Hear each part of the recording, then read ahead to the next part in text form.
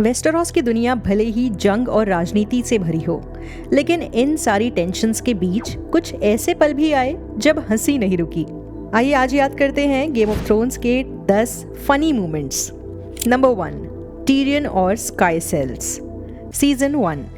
Location है the eerie, लाइसा एरन का खौफनाक माउंटेन कैसल और स्काई सेल्स। कैटलिन ने टीरियन को कैद किया हुआ है और वो उसे लाइसा के पास लेकर जाती है। टीरियन पर इल्जाम है कि उसने ब्रान को मरवाने की कोशिश की। उसे लाइसा के पति जॉन एरन की मौत का जिम्मेदार भी माना जा रहा है। यहाँ पर टीरियन को जेल में बंद कर दिया जाता है। ये जेल भी बेहद खतरनाक है, ऊंची पहाड़ी में बनी हुई। इसका फर्श भी सीधा नहीं है, स्लैंटिंग है और ऊपर से एक तरफ कोई दीवार या दरवाजा नहीं है। अगर आप गहरी नींद में गए तो लुढ़क कर नीचे भी गिर सकते हैं। यह टीरियन एक गार्ड को कहता है कि वो उसे सोने के सिक्के देगा।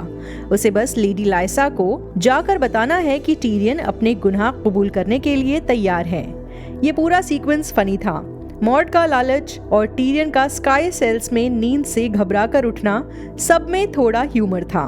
Number 2, Tyrion's confession. जब फाइनली टीरियन को लाइसा के सामने पेश किया जाता है, टीरियन सीरियसली कन्फेस करने के बजाय अपनी सारी बुराइयां यानी बैड हैबिट्स की लिस्ट सुनाना शुरू कर देता है, जैसे जुआ खेलना, सेक्स वर्कर्स के साथ वक्त बिताना, शराब पीना, साथ ही और भी नॉटी चीजें। जब कोर्ट में कन्फेशन होता है तो लोग अपने क्राइम्स के बारे में सीरियसली बात करते हैं, लेकिन टीरियन ने बिल्कुल उल्टा किया। उसने अपनी बुरी लतों की बातें बड़े कॉन्फिडेंस और ड्रामेटिक स्टाइल में बोली। लाइसा एरन और उसका कोर्ट शॉक हो गया, लेकिन ऑडियंस को ये सीन फनी लगा क्योंकि टीरियन ने सिचुएशन को एक सीरियस ट्रायल से कॉमेडी शो बना दिया। लाइसा के दरबार में टीरियन जोर से बोलता है, आई demand a trial by combat. मैं चाहता हूँ मेरा फैसला लड़ाई के जरिए हो। सब लोग हैरान हैं क्योंकि कोई भी उसे किसी योद्धा के रूप में नहीं देखता। सो अब वो अपनी असली चाल सामने रखता है। वो अपने लिए एक चैंपियन डिमांड करता है और कहता है कि मेरे भाई जेमी को बुलाओ, वो मेरी तरफ से लड़ेगा। इस बात के लिए कोई राजी नहीं होता।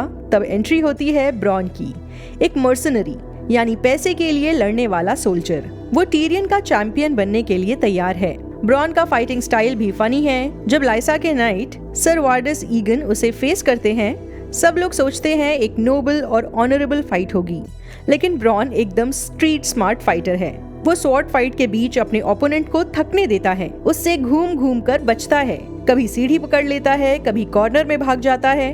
लोग बू करते हैं क्योंकि उन्हें फेयर फाइट चाहिए, लेकिन ब्रॉन सार्कास्टिक एक्सप्रेशन के साथ लड़ता रहता है, जैसे कह रहा हो, रूल्स फॉलो करके कोई जीतता है क्या?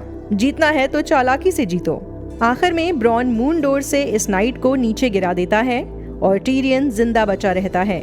ये सीन हमें एकदम क्लियर करता है कि टीरियन हमेशा अपने दिमाग और ह्यूमर के थ्रू बचता है, ना कि अपनी तलवार से।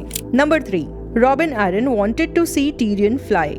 जब पहली बार ऊंची पहाड़ी पर बसे महल के बीचों बीच फर्श में एक गोल सा दरवाजा खुलता है, टीरियन की हालत खराब हो जाती है क्योंकि इसके कई 100 फीट नीचे चट्टानें हैं। इसे मून डोर कहा जाता है। जब किसी को मौत की सजा सुनाई जाती है तो उसे यहाँ से गिराकर मारा जाता है। सो ईरी का ओपन हॉल, बड़ी ऊंची खिड़कियां, हल्की धुंध, बीच में टीरियन कॉन्फिडेंट बट टेंशन में। लाइसा का कहना है कि उसका बेटा रॉबिन एरन, जो अब इस रियासत का लॉर्ड है, वो टीरियन की जिंदगी का फैसला करेगा। पर रॉबिन को बस इतना पता है कि ये एक बैड मैन है। सो वो एक्साइटेड होकर कहता है, mother can I make him fly? I want to see him fly. एक छोटा बच्चा बिल्कुल इनोसेंट तरीके से एंटरटेनमेंट के लिए मर्डर देखना चाहता है। रॉबिन ने फ्लाइंग को एक फन सर्कस ट्रिक समझ रखा है। ब्रॉन की जीत के बाद रॉबिन एरन गुस्से में चिढ़कर चिल्लाता है, make the bad man fly. उसके चेहरे पर एकदम डिसअपॉइंटमेंट होती है, जैसे किसी बच्चे को चॉकलेट का प्रॉमिस करके लास्ट मोमेंट पर कैंसिल कर दिया हो। नंबर 4, जॉफ्री का जंग के मैदान से डर कर भागना। Season 2 episode 9, black water. Geoffrey ने नई तलवार ली और उसका नाम रखा हार्ट ईटर। वो सैंसा को थ्रोन रूम में बुलाता है और बताता है कि जब वो लौटेगा तो उस तलवार पर स्टैनिस का खून लगा होगा। वो ड्रामेबाजी करता है, सैंसा से तलवार को किस करने के लिए कहता है और बहादुरी की डींगे मारता है। जंग शुरू होती है। उनकी समुद्री फ्लीट नजर नहीं आती। जॉफ्री परेशान हो जाता है। जब टीरियन का वाइल्ड फायर ब्लास्ट स्टैनिस की शिप्स को उड़ाता है तब वो थोड़ी देर के लिए खुश होता है, लेकिन जब ग्राउंड पर सोल्जर्स आने लगते हैं जॉफ्री घबरा जाता है। इस बीच जॉफ्री का बॉडीगार्ड हाउंड फायर से लोगों को जलता देखता है और जॉब क्विट कर देता है।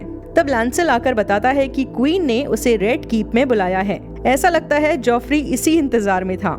वो खुशी खुशी जंग का मैदान छोड़कर महल में छुपने चला जाता है।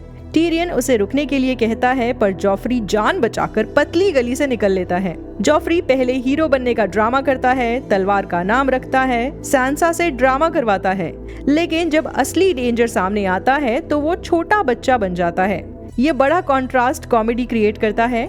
जो प्रॉमिस उसने किया था कि उसकी तलवार पर स्टैनिस का खून होगा वो कभी नहीं होता।